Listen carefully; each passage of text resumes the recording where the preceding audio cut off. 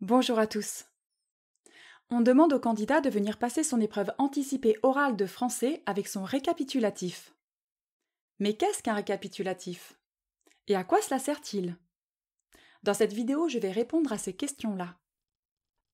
Alors pour commencer, je dirais que le récapitulatif est un petit dossier préparé par le professeur de français qui présente essentiellement deux choses.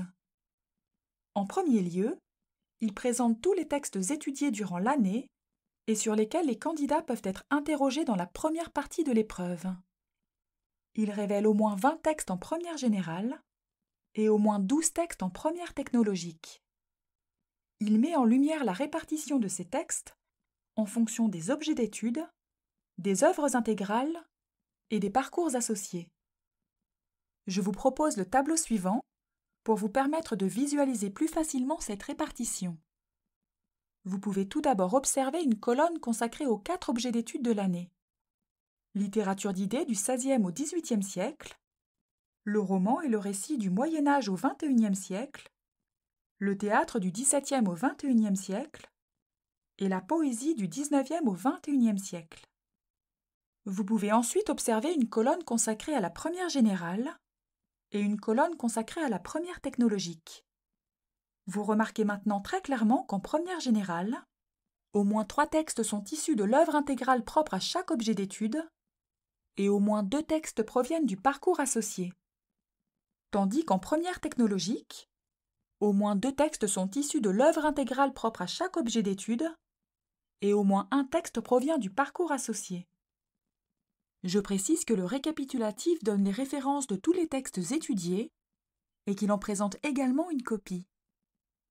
La deuxième chose très importante que le récapitulatif présente, c'est l'œuvre que l'élève a préféré lire parmi les œuvres intégrales et cursives de l'année et sur laquelle se fonde la deuxième partie de l'épreuve.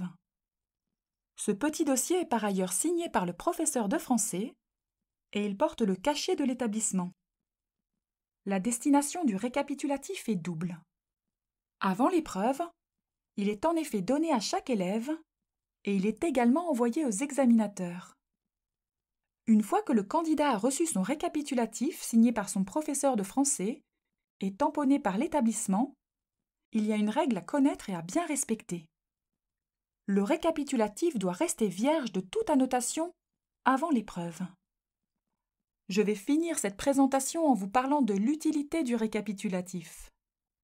Avant l'épreuve, le récapitulatif peut aider le candidat à relire tous ses textes et à s'entraîner.